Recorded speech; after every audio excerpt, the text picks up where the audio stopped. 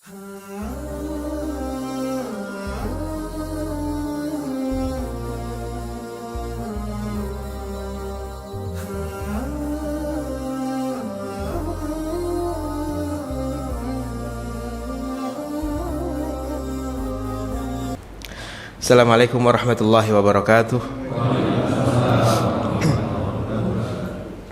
Alhamdulillahirabbil alamin wa bihi nasta'inu ala umuri dunya waddin. Wassalatu wassalamu ala asyrafil anbiya'i wa imamil mursalin sayyidina wa maulana Muhammadin wa ala alihi wa sahbihi wa man tabi'ahu bi ihsanin ila yaumiddin. Allahumma bika asbahna wa bika amsayna wa bika nahya wa bika namutu wa ilaikan nusyur. Allahumma inna nas'aluka ilman nafi'an wa rizqan tayyiban wa amalan mutaqabbala. Amin ya rabbal alamin. Amma ba'du. Bapak-bapak, ibu-ibu saudara sekalian, jamaah Masjid Nurul Huda yang dimuliakan Allah. Alhamdulillahirabbil alamin, puji syukur kita panjatkan kehadirat Allah. Pagi ini kita diberikan kesempatan oleh Allah untuk menambah bekal amal soleh kita. Dan sebaik-baik bekal adalah ketakwaan. Maka mudah-mudahan untuk kita pada kesempatan pagi hari ini yang tidak lama itu menambah energi takwa di dalam diri kita, menambah rasa harap kita kepada Allah, menambah rasa takut kita kepada Allah, menambah rasa cinta kita kepada Allah. Ya, tiga hal itu yang pada kesempatan pagi hari ini kita cari dengan duduk-duduk di majelis ilmu seperti pagi hari ini. Ya, maka itu semuanya namanya kita cari, ya berarti itu semuanya harus kita dapatkan. Sehingga apapun nanti yang kita bahas, mudah-mudahan itu menambah satu dari tiga rasa tersebut. Nah, apalagi pagi hari ini kajian kita adalah kajian tadabbur Al-Quran. Ya, ini firman Allah Subhanahu wa taala, sebaik-baik zikir, sebaik-baik cara yang kita gunakan untuk mengingat Allah, karena Al-Quran ini sendiri adalah kalamullah, firman-firmannya Allah Subhanahu wa taala. Dan juga saya selalu mengingatkan diri saya sendiri dan juga jamaah semuanya bahwa dalam berinteraksi dengan Al-Quran itu upayakan kita itu interaksi dengan Al-Quran sama seperti kita itu interaksi dengan sahabat kita. Nah, itu ya.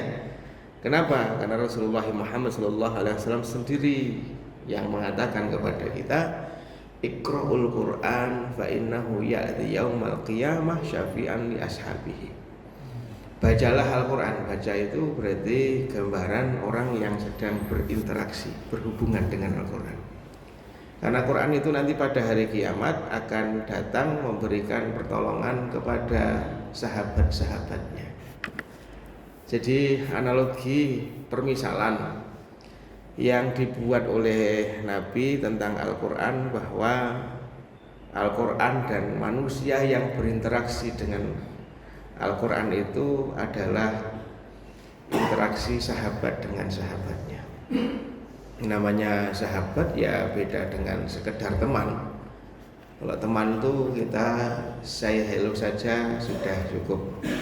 Tapi kalau namanya sahabat itu ya sebagaimana yang bapak-bapak, ibu-ibu rasakan dalam kehidupan sehari-hari, ya ada orang-orang yang hanya sekedar teman, ada orang-orang yang memang interaksinya dengan kita levelnya adalah level sahabat.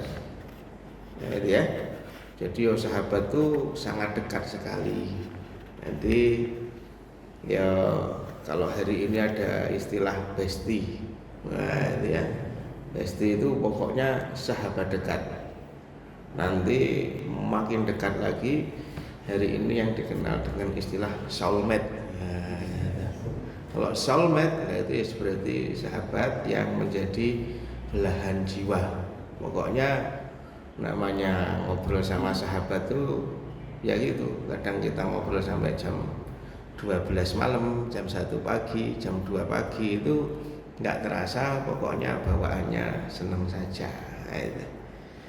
Jadi ayo kita maknai itu dan juga kita jadikan ini sebagai paradigma berpikir kita ketika kita berinteraksi dengan Quran. Apakah kita ngaji, baca gitu, atau kita membaca tafsirnya, ya, atau kita mengadakan kajian-kajian tadabbur Quran seperti pagi hari ini. Itu cara pandang kita. Yuk kita ubah bahwasanya ngaji-ngaji seperti ini, atau bapak-bapak ibu-ibu ngaji sendiri di rumah atau di masjid, itu ya kita memandangnya seperti hubungan kita dengan sahabat. Nanti namanya sahabat tuh ya pokoknya fisarra'i wad-dharra. Sahabat itu akan teruji bukan hanya ketika kita dalam keadaan senang saja, tapi ujian persahabatan itu justru ketika kita dalam keadaan susah, ketika kita dalam keadaan berat. Nah, di situ nanti akan tersaring mana sahabat, mana yang bukan. Dan tidak ada kondisi yang paling berat yang dilewati oleh kita serta manusia-manusia yang lain melebihi kondisi nanti di yaumil akhir. Nah itu ya, kalau di dunia ini kan paling kita mengetahui ya kata Nabi 60, 70, 80, 90. Yang lewat 100 tahun kalau toh ada itu jarang kalau untuk abad-abad ini. Kan itu, jadi nggak lama, nanti di alam kubur lama banget, di yaumil akhir lebih lama lagi, dan di sana lebih berat lagi secara kondisi bahkan dibanding beratnya kehidupan di dunia. Berat sekali di sana itu, sebagaimana dikabarkan oleh Nabi. Ya itu, maka dalam kondisi yang berat, nah disitulah nanti akan sangat kelihatan sekali apa persahabatan Al-Quran itu. Dalam kondisi kayak gitu Rasulullah Muhammad SAW bercerita nanti Quran itu akan datang, ya, akan datang. Kemudian ada 2 surat yang tiba-tiba membentuk seperti naungan awan di sebelah kanan dan seperti naungan awan di sebelah kiri. Dan 2 surat itu adalah Al-Baqarah sama Ali Imran. Jadi nanti Quran itu akan melindungi kita. Oke. Kemudian Al-Baqarah itu seperti sayap di sebelah kanan kita dan seperti sayap di sebelah kiri kita itu, Pak. Al-Baqarah yang lagi kita mau kasih ini sampai ayat 41. Ya. Jadi gambarnya ya walaupun tidak sama, tapi Nabi ngasih pendekatan hampir kayak burung. Nah gitu. Nah di padang mahsyar itu nanti pertama kali yang dilakukan sahabat kita itu rela berpanas-panasan untuk melindungi kita yang ada di bawahnya. Ya, Rasulullah SAW menyampaikan 7 golongan. Nah ketika Nabi mengatakan 7 golongan itu tidak membatasi hanya 7 golongan itu. Ternyata di luar 7 golongan yang disebutkan oleh Nabi ada orang yang mendapatkan naungan ya dari Al-Quran. Kalau 7 golongan itu kan Nabi mengatakan sab'atun yudhilluhumullah fi dhillihil yawma la dhilla illa dhilluh. 7 golongan yang nanti akan dinaungi oleh Allah dengan naungan pada hari tidak ada naungan kecuali naungannya. Pertama imamun adil, rajul syabun nasya'a fi khasyatillah, dan seterusnya itu. Imam yang jujur, anak muda yang tumbuh dalam ketaatan kepada Allah, terus sampai 7. Ya, ternyata Nabi juga menyampaikan di luar 7 ini ada juga yang dapat naungan dari Allah. Dan dia adalah sahabatnya Al-Quran. Jadi saat itu Pak, Quran itu benar-benar jagain sahabatnya supaya tidak kepanasan. Nah itu ya. Terus kemudian Rasulullah SAW melanjutkan lagi, nanti ketika manusia itu diadili, ketika manusia itu dihisab, ya, maka nanti yang akan bantu membela, ngomong dengan malaikat itu adalah Al-Quran. Nah, ya, nanti yang jaga mizan malaikat Jibril, ya, kemudian hisab itu langsung Allah Subhanahu wa taala sendiri. Dalam kondisi seperti itu, maka nanti Quran itu akan bela kita, ngasih alasan kepada kita bahwa kita ini layak untuk masuk surga hanya karena menjadi sahabatnya Quran. Nah, itu penting sekali itu. Nah, itu. Kemudian Rasulullah SAW menambahkan, lebih-lebih ketika kita itu sudah tidak memiliki argumentasi untuk berbicara di hadapan siapapun yang menghisab kita maupun siapapun yang mengevaluasi kita. Kalau kita sudah nggak punya argumentasi untuk jawab, maka saat itulah Quran itu berusaha untuk memberikan jawaban-jawaban pembelaan kepada kita. Lebih lanjut lagi Nabi mengatakan, lebih-lebih yang amat sangat antusias membela kita saat kita nggak punya argumentasi, alasan di hadapan Allah Subhanahu wa taala, itu adalah surat Al-Baqarah dan surat Ali Imran. Nah, baik, makanya ya, ini babnya sebenarnya bab tentang paradigma, ya, tentang cara kita berpikir ketika kita itu berinteraksi dengan Quran. Itu yang harus kita perbaiki. Ya, jadi interaksi kita dengan Quran, interaksi persahabatan itu sebenarnya, yang nanti dia ini akan jagain kita, belain kita di hari-hari yang berat sekali. Baik, Bapak Ibu saudara sekalian yang dimuliakan Allah, hari ini kita akan lanjutkan ngaji kita surat Al-Baqarah ayat 41. Saya akan bacakan, A'udzubillahi minasyaitonirrajim, Bismillahirrahmanirrahim. Wa aminu bima anzaltu musaddiqan lima ma'akum wa la takunu awwala kafirin bih wa la tashtaru bi ayati thamanan qalila wa iyaya fattaqun. Wa aminu, dan berimanlah kalian semua, bima anzaltu, kepada kitab suci yang telah aku turunkan, musaddiqal lima ma'akum, yang itu membenarkan apa-apa yang telah diturunkan bersama dengan kalian. Wala takunu, janganlah kalian itu menjadi awwala kafirin bih, orang-orang yang pertama kali ingkar terhadap Al-Quran. Wala tashtaru bi ayati samanan qalila, dan janganlah kalian itu membeli ayat-ayatku dengan harga yang murah. Wa iyaya fattaqun, maka kepadakulah mestinya kalian itu takut bertakwa.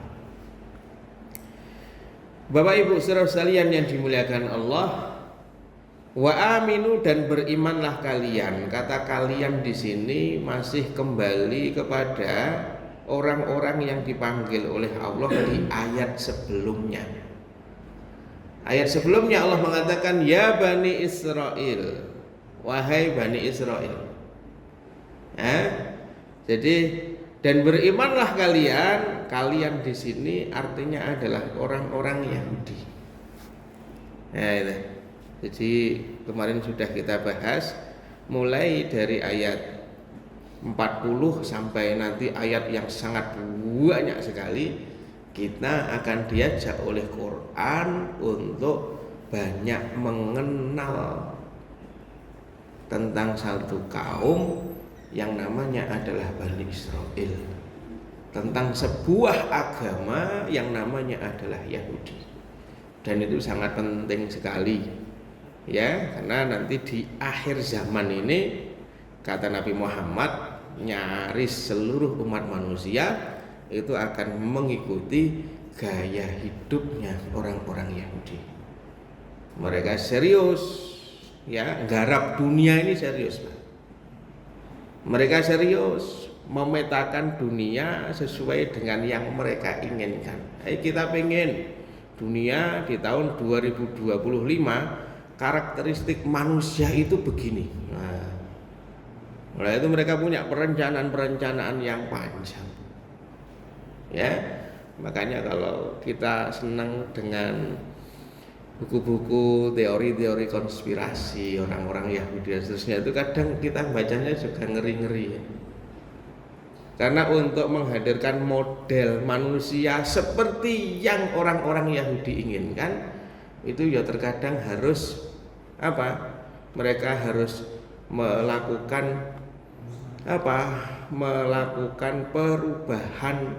perubahan bukan hanya cara pandang, bahkan juga fisik manusia seperti yang mereka inginkan. Itu ya, kita pengen nanti manusia itu sudah terbiasa namanya, ya, senang antara laki-laki dengan laki-laki, perempuan dengan perempuan dan seterusnya. Maka mereka bukan hanya mengubah cara pandang, tapi bahkan mereka juga berusaha untuk mengubah fisik, gitu ya. Bagaimana laki-laki itu secara fisik juga bisa menyerupai perempuan. Nah, itu ya. Makanya ya macam-macam yang bisa mereka lakukan, ya, mulai dari memasukkan zat-zat tertentu pada makanan-makanan yang menjadi kebutuhan pokok manusia, sehingga begitu dikonsumsi dalam waktu yang panjang, itu bahkan bisa mengubah sedikit demi sedikit bukan hanya cara pandang, tapi bahkan fisik manusia itu seperti fisik lawan jenisnya. Jadi seserius itulah kurang lebih mereka itu. Dan apapun, ya, yang itu memuluskan perencanaan mereka, maka akan mereka lakukan, walaupun harus dengan menjual agama. Nah, dan semua itu nanti, ya, karakter mereka akan diceritakan oleh Allah kepada kita supaya kita kenal, supaya kita tahu, kemudian kita waspada, gitu ya. Kemudian kita waspada. Nanti kita juga akan diceritai bagaimana mereka itu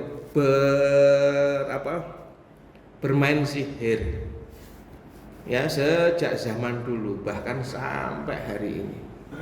Semua hal yang menjadi agenda-agenda besar, nah, itu tidak bisa dilepaskan dari apa? Dari permintaan tolong kepada apa yang kita sebut hari ini sebagai setan, sebagai iblis, kan itu ya, sehingga mereka biasa dan menganggap itu sebagai sebuah kewajaran, bukan sebuah kemusyrikan, ketika mereka harus berinteraksi, bersekutu dengan iblis. Nah, itu sampai nanti pada akhirnya, ya, nanti akan kita bahas, mereka itu sepeninggal Nabi Sulaiman, nganggep Nabi Sulaiman itu sebagai rajanya penyihir, dan baru dengan turunnya Al-Quran kepada Nabi Muhammad, itu Al-Quran pertama kali yang membantah keyakinan mereka yang menganggap kalau Nabi Sulaiman itu adalah rajanya penyihir. Nah itu tuh Pak, nanti akan kita bahas perilaku-perilaku mereka, dan itu sampai hari ini ya, sehingga kita ya harus kenal, kita harus ngerti ya. Kenapa? Karena ya bagaimanapun juga mereka punya pengaruh yang besar dalam perjalanan peradaban manusia di abad-abad ini.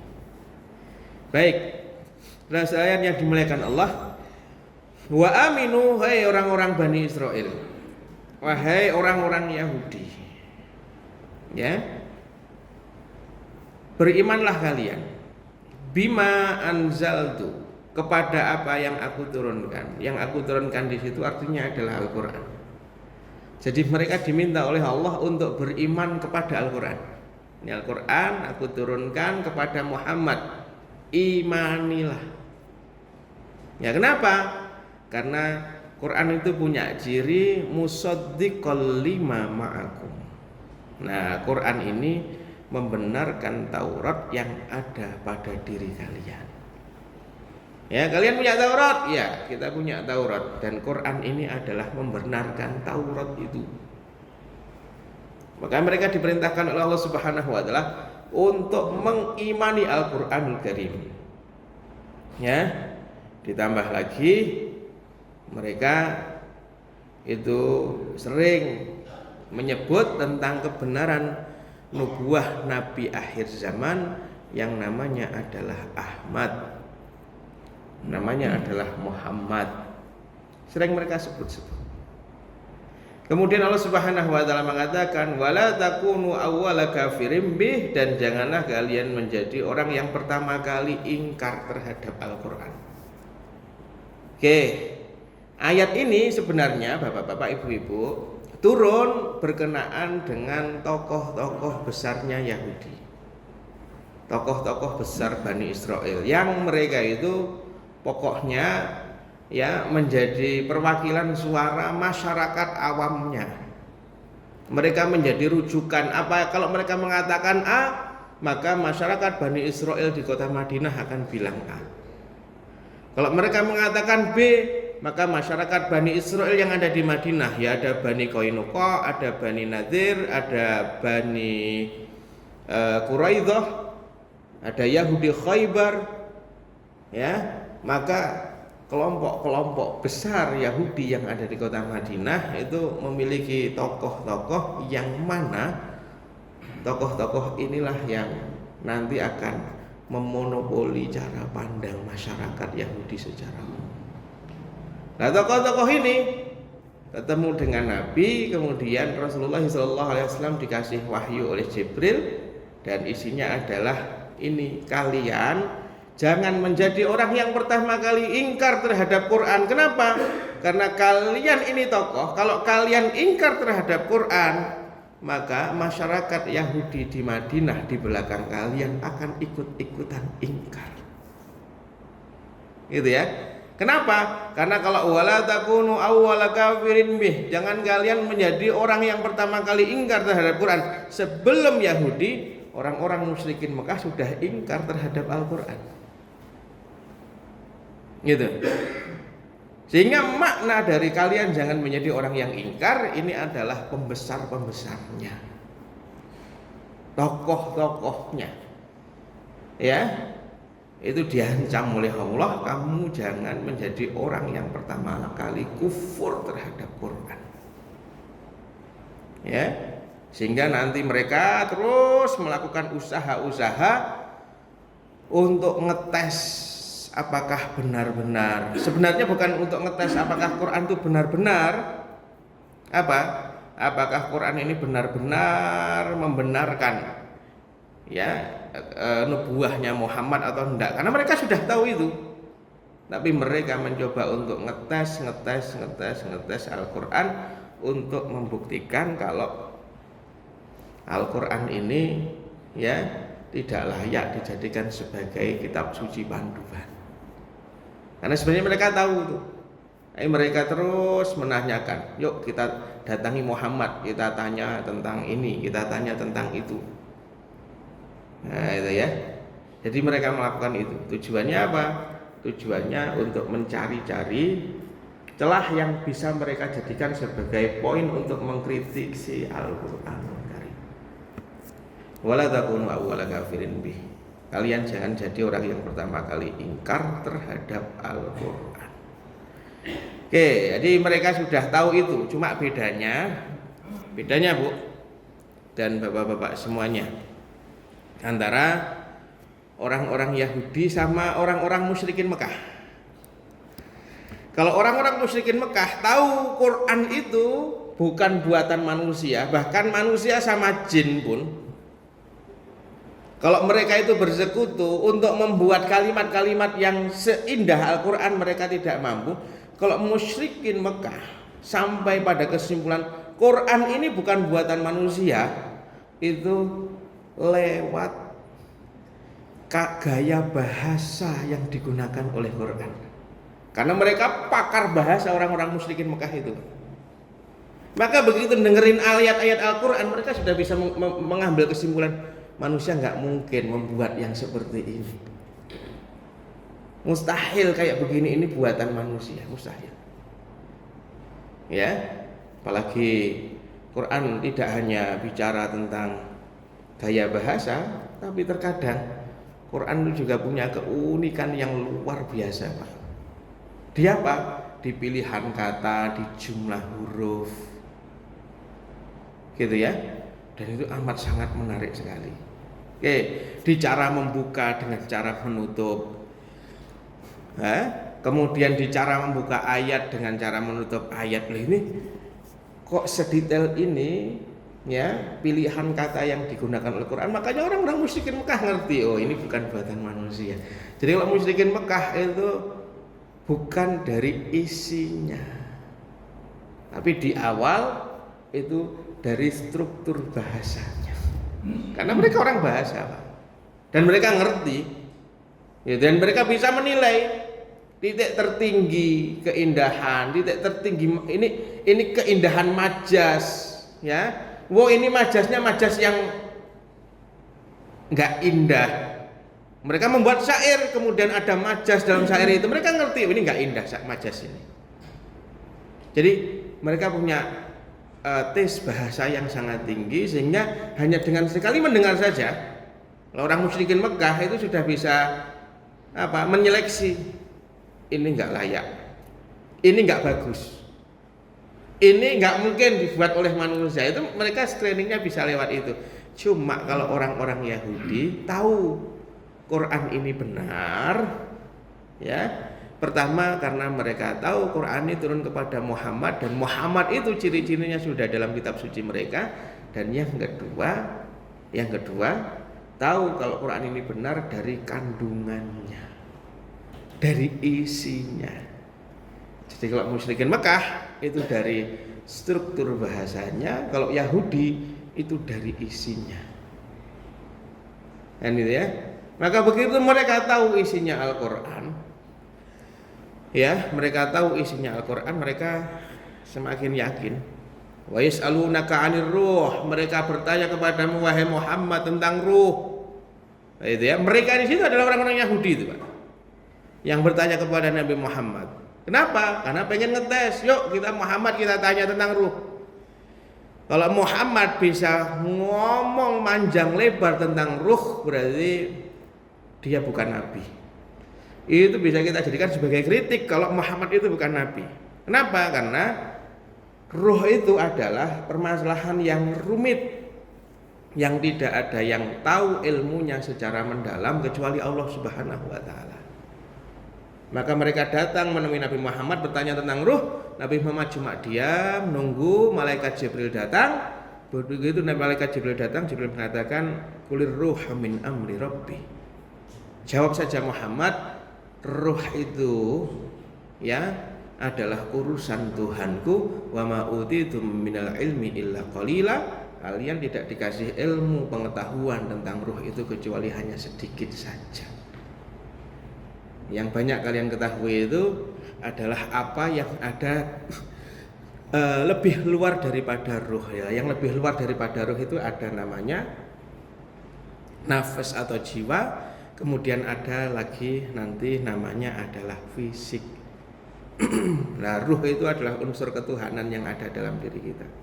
Itu ilmunya hanya Allah yang tahu. Karena kalau kita pakai perspektifnya Ghazali itu, maka manusia itu terdiri dari 3 lapisan. Lapisan luar, lapisan tengah, sama lapisan inti. Lapisan luar itu namanya jasad, ya. Kemudian lapisan tengah itu yang kita kenal dengan istilah batin. Kalau ini zahir, ini batin. Nanti ada lapisan inti manusia, itu namanya adalah ruh. Ruh itu adalah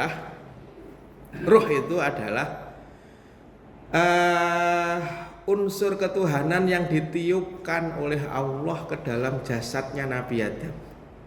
Jadi dalam diri kita itu ada unsur ketuhanannya namanya ruh itu.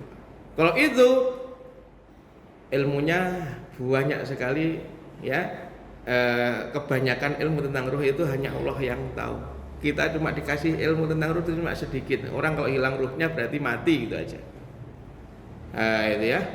Nah, ruh ini nanti luarnya ruh itu namanya adalah batin. Batin itu isinya 3, ada hati, ada akal, ada nafsu. Kalau itu nanti banyak dibahas dalam Quran. Lah, batin ini juga punya lapisan paling luar, namanya adalah fisik, ya anggota tubuh kita dari ujung kepala sampai kaki. Nabi Muhammad ditanya tentang itu. Kan gitu ya, maka Nabi Muhammad karena gurunya langsung adalah Jibril alaihissalam, allamahu syadidul quwa. Gurunya Nabi Muhammad itu langsung Jibril. Nah, itu ya. Makanya Nabi Muhammad jawab, kalau ruh aku tidak tahu. Dan tidak ada ilmu pengetahuan tentangnya yang diberikan kepada kita manusia kecuali hanya sedikit saja. Nah, itu. Akhirnya apa? Akhirnya ya sebenarnya mereka tidak punya alasan untuk tidak mengimani itu.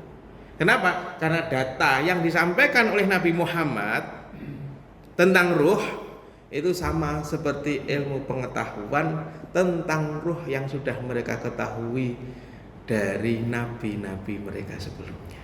Sama nih, musaddiqon. Jadi musaddiqon itu begitu itu tuh Pak. Membenarkan. Nah, itu ya. Mereka juga pernah ngetes Rasulullah Muhammad sallallahu alaihi wasallam lewat orang-orang musyrikin Mekah. Ada saja Muhammad ya. Kami itu punya data tentang orang yang dia itu Allah buat tidur selama 300 tahun lebih 9. Nah itu, coba kamu tes. Muhammad punya data tentang itu atau tidak? Ya, makanya orang-orang musyrikin Mekah nanti atas saran dari orang-orang Yahudi, jadi yang membuatkan soal orang-orang Yahudi, Pak. Ya, kemudian bertanya kepada Rasulullah Muhammad SAW tentang orang yang tidur selama 300 tahun lebih 9, baru kemudian tidak lama setelah itu Jibril datang.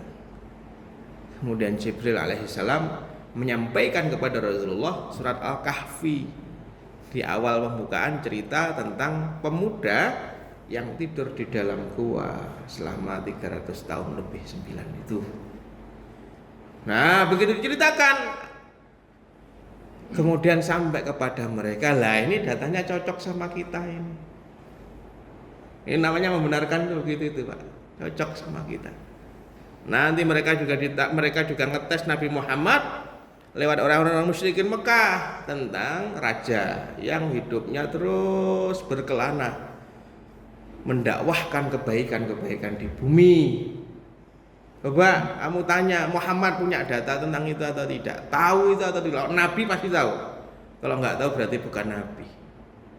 Nah, akhirnya nanti kelanjutan dari penutup surat Al-Kahfi ceritanya tentang Dzulqarnain. Wa yas'alunaka 'an Dzulqarnain qul sa'atlu 'alaihim minhu dzikra. Ya, jawab saja Muhammad, akan aku kasih cerita tentang Zulkarnain itu. Nah, ya, cuma ya ceritanya sepotong-sepotong saja. Kenapa kok sepotong saja? Bukan karena Nabi Muhammad nggak tahu detailnya Zulkarnain, tidak. Tapi Quran ini adalah kitab suci, bukan buku cerita. Nah, itulah. Kalau buku cerita ya jelas diceritakan dari awal lahirnya di mana terus gitu.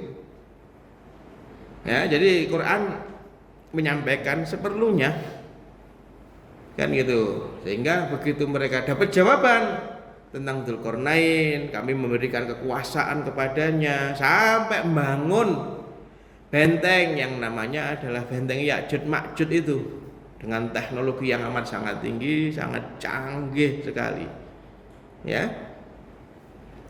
dengan ya mengoptimalkan teori-teori di dalam energi sampai pada akhirnya benteng itu menjadi kokoh sampai hari ini dan tidak akan pernah bisa dijebol oleh Ya'juj dan Ma'juj sampai akhir zaman kecuali Allah menghendaki untuk jebol. Jadi kalau usaha manusia saja itu nggak akan ada yang pernah bisa menjebol itu,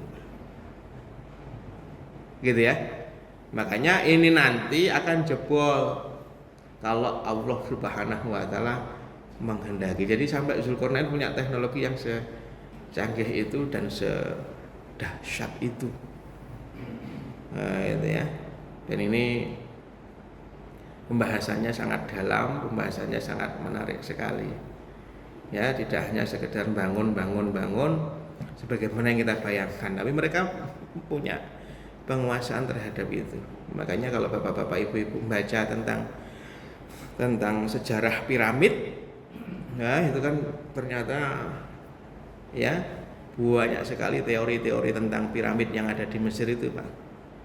Ya, yang kita bayangkan ngangkati batu seberat itu gimana? Saya bayangin, Pak, ngangkat. Iya. Marmer 60 ya, Pak ya. Marmer 60 kali 60 aja, Pak. Kita itu ngangkatnya 2 kilo aja udah tidak dengan wes berat. Apalagi itu batu yang berat daripada. Dan itu ya. Tapi ya banyak sekali teori tentang piramid itu. Salah satunya adalah teori tentang kekuatan energi ya dibuat oleh Nikola Tesla tentang piramid dengan angka 369. Itu batu-batu itu bisa naik ke atas. Kenapa? Karena ada mekanik yang ada di dalam piramid itu sehingga bisa mengangkat batu itu sendiri untuk tertata pada tempatnya sesuai dengan desain arsitektur yang dibuat oleh mereka. Tidak hanya banyak teori-teori tentang itu, tapi salah satu yang menarik adalah teori tentang energi dan kecanggihan ilmu pengetahuan pada zaman itu. Nah itu ya. Baik, jadi Quran itu membenarkan. Namanya membenarkan itu begitu. Di sana ada apa, di sini ada kecocokan. Dan bukan hanya membenarkan Quran itu, tapi juga ini bahaya nih kalau Quran ini membenarkan apa yang ada dalam kitab Taurat. Kenapa? Karena mereka banyak melakukan perubahan-perubahan dan penyamaran ayat di dalam kitab Taurat, sehingga Quran ini bisa mengancam apa? Mengancam keyakinan dan akidah yang sudah lama dibangun oleh orang-orang Yahudi terhadap masyarakatnya. Itu Quran ini ancaman. Wah, ancaman, berarti ini bisa membahayakan sampai ke urusan ekonomi kita semuanya. Oke, kemudian penutupnya Allah mengatakan wala tashtaru bi ayati tsamanan qalilan, dan janganlah kalian itu membeli ayat-ayatku dengan harga yang murah. Kalian di sini masih kembali kepada orang-orang Yahudi.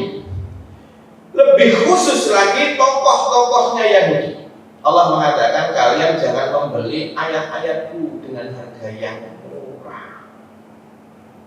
Apa itu artinya? Artinya bahwa tokoh-tokoh Yahudi itu mungkin pernah saya ceritakan di pertemuan sebelumnya. Tokoh-tokoh Yahudi itu salah satu sumber penghasilan mereka itu adalah memonopoli agama masyarakatnya. Ya, mereka apa? Mengubah ayat-ayat yang ada dalam kitab Taurat yang maknanya apa? Masyarakat harus mengeluarkan kekayaan dari hasil pertaniannya, perdagangannya sekian, kemudian dikumpulkan, kemudian dinikmati oleh para tokoh-tokoh itu. Ya, dinikmati oleh para tokoh-tokoh itu. Jadi mereka membuat aturan-aturan dan mereka membuat landasan aturan-aturan itu ada dalam kitab Taurat mereka. Ya, ada dalam kitab Taurat mereka. Sehingga apa? Sehingga masyarakatnya itu meyakini kalau mereka melakukan itu dalam rangka mengamalkan Taurat. Gitu ya, padahal semua kekayaan duniawi yang dikumpulkan oleh masyarakatnya atas nama agama itu adalah untuk kepentingan elit-elit saja. Ya, jadi ini bahasanya komodifikasi kaya, memperjualbelikan kaya. Zamanan qalila dengan harga yang murah. Begitu datang Nabi Muhammad SAW dan ternyata ciri-cirinya sesuai dengan yang termaktub di dalam kitab Taurat, secara fisik sesuai, secara nama sesuai, maka yang mereka lakukan, mereka merasa terancam. Apa? Kenyamanan ekonominya. Ya, mereka merasa terancam urusan uangnya, urusan duitnya. Akhirnya yang mereka lakukan apa? Menjual ayat Allah itu dengan harga yang murah. Maknanya gimana? Mereka ya menutupi berita-berita tentang Nabi Muhammad untuk kepentingan duniawi mereka. Jadi ayat-ayat tentang Nabi Muhammad itu kan kebenaran, cuma dibeli, artinya dihapus supaya mereka tetap mendapatkan kenyamanan finansial dari masyarakat Islam. Itu namanya membeli apa? Menjual ayat Allah dengan harganya. Baik, sampai di sini ngaji kita pada pagi hari ini. Mungkin ada yang ingin didiskusikan. Saya bersilakan. Benar, Bapak. Bapak. Iya, silakan. Bapak saya Pak ya. Pak. Iya, ada Pak. Ada juga. Ada yang kaum Yahudi kami lebihkan pada waktu itu. Berarti kan sekarang harusnya juga ya, apa gimana sampai muncul? Iya. Tapi zaman sekarang kan Yahudi masih menguasai banget. Iya, iya. Baik, jadi nanti akan kita bahas di ayat 47 Pak. Ya, kita masih 41. Di 47 nanti wa anifadatukum alal alamin. Dan aku melebihkan kalian di atas seluruh umat manusia. Nah, para ulama menafsirkan Allah melebihkan mereka di atas seluruh umat manusia itu pada zamannya. Kenapa? Karena setelah datang Nabi Muhammad tidak ada yang Allah lebihkan di atas Nabi Muhammad dan umatnya. Nah, makanya Allah mengatakan kuntum khairu ummatin. Kalian ini orang Islam sebaik-baik umat. Ya, wa kadzalika ja'alnakum ummatan wasata. Ya, kami sebagaimana telah menjadikan kalian umatnya Muhammad sebagai umat dan wasata, umat yang pertengahan.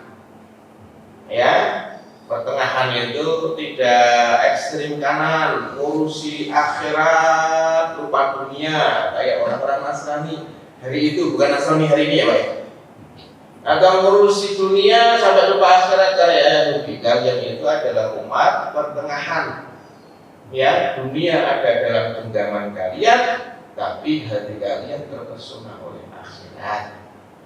Kalian umat yang terbaik. Jadi itu berlaku. Masa berlakunya kapan?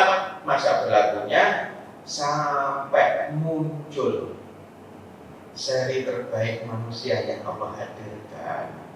Sama bapak-bapak, mohon maaf, yang senang otomotif, ya dulu ya, oke, di tahun 90, ya itu ya, tahun 90 ketika salah satu perusahaan otomotif Toyota mengeluarkan mobil sedan di tahun 90 yang paling premium dengan fitur yang paling lengkap, cuma kan paling lengkapnya di hari itu.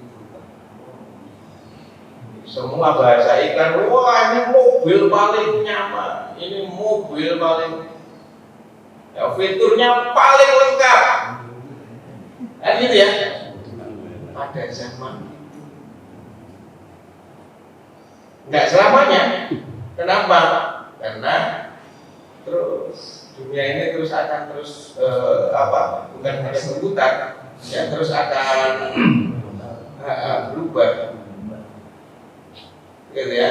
Terus akan bertambah informasi tentang itu. Nah, itu ya.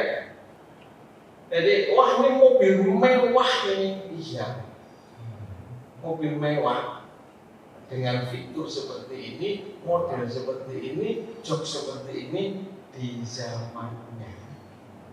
Di zaman ini, nah kalau dibanding, taruhlah yang fiturnya, taruh mobil apa gitu yang harganya, ya harganya rendah, ya baru murah.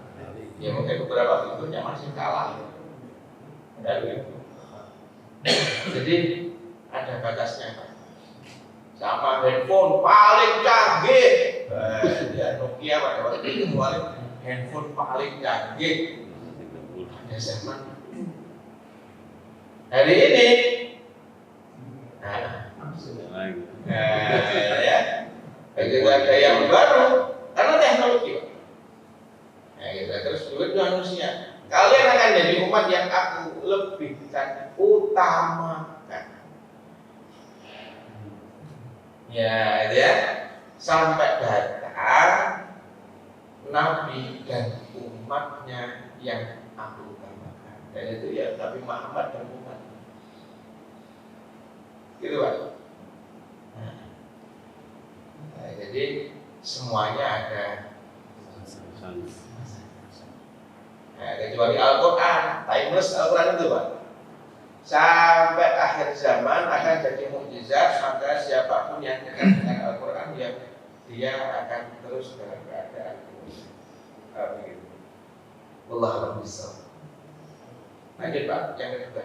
Assalamualaikum warahmatullahi wabarakatuh. Waalaikumsalam warahmatullahi wabarakatuh. Al-Quran ini turun ada Rasulullah, ada dua Rasulullah yang pegang. Al-Quran dan Sunnah. Al-Quran dan Sunnah. Di Al-Quran itu yang sekarang ini ada namanya yang tadi Bapak saya sampaikan, terlalu murah Al-Quran. Dijual terlalu murah. Sampai sekarang pun ada seperti itu. Seperti mau Ramadan, banyak orang ke kuburan wali-wali. Seperti di Banten, Pak.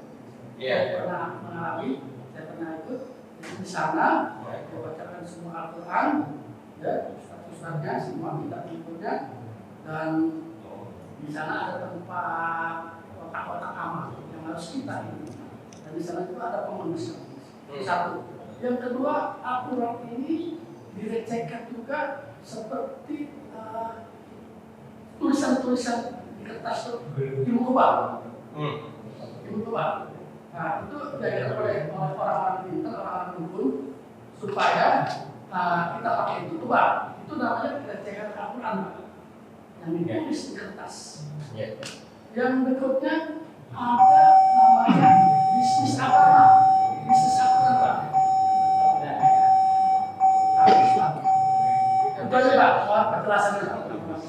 Ini kayak Ustaz Presiden kemarin. Ngomong kemudian ada sirine kalau waktunya Habis. Iya. Iya Pak,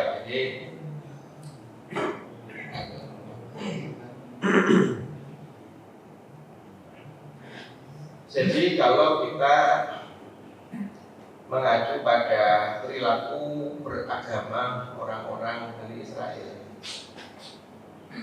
maka esensi dari menjual ayat Allah dengan harga yang murah, ya, itu kalau kita lihat esensinya, maka itu sebenarnya adalah pembelokan makna, penyamaran ayat, dan menghilangkan atau tidak menyampaikan ayat-ayat yang itu mengancam ekonomi dunianya.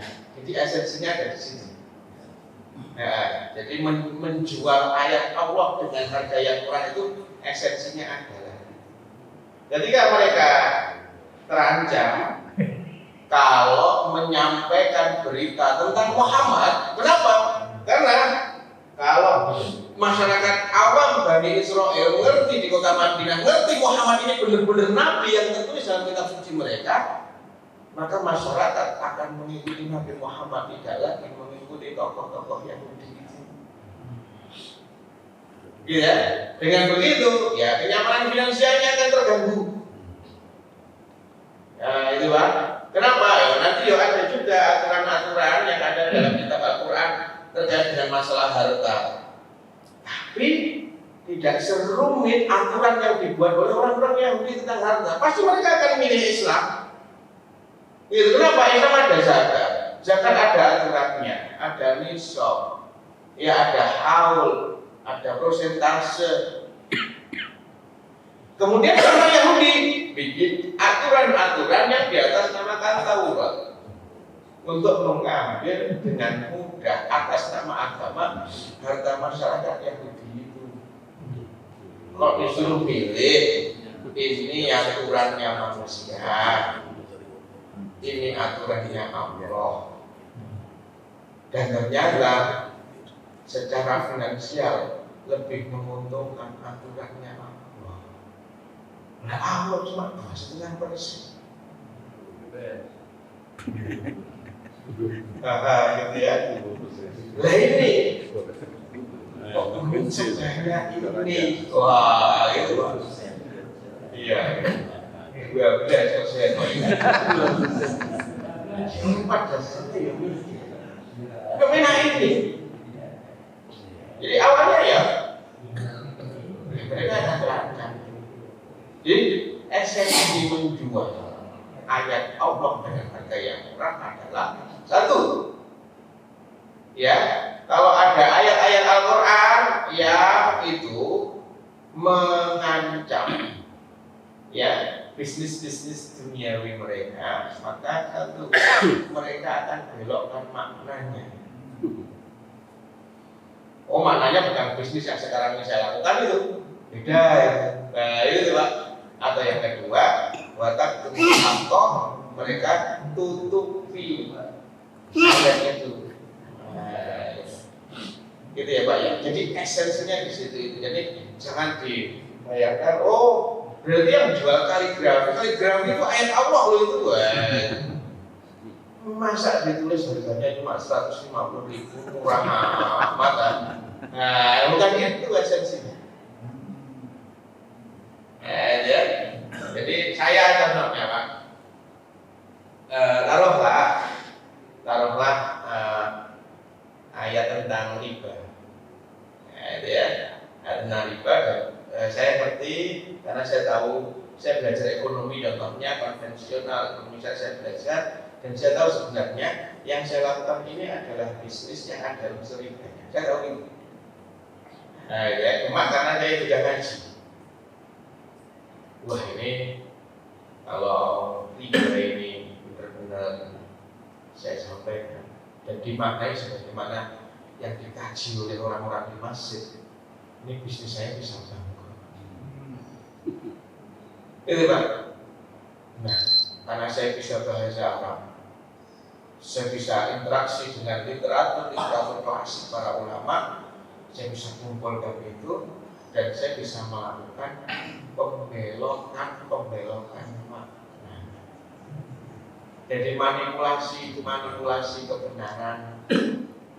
Akhirnya saya menyampaikan, oh itu bukan riba. Ini saya hanya main istilah saja. Nah, ini bukan riba, ini itu bisnis yang begini dan seterusnya. Jadi hanya bermain kata saja. Ya itu bisa kayak begitu lah, itu berarti saya ini kok menyamarkan makna, membelokkan makna. Kenapa? Karena ayat ini kalau lurus maknanya nabrak bisnis saya. Biar enggak nabrak bisnis saya belokkan maknanya ke ini maknanya bukan itu. Wah, itu ya. Itu tuh Pak. Itu esensi. Atau yang kedua, begitu maknanya nggak bisa dibelokkan, akhirnya ditutupi untuk tidak disampaikan.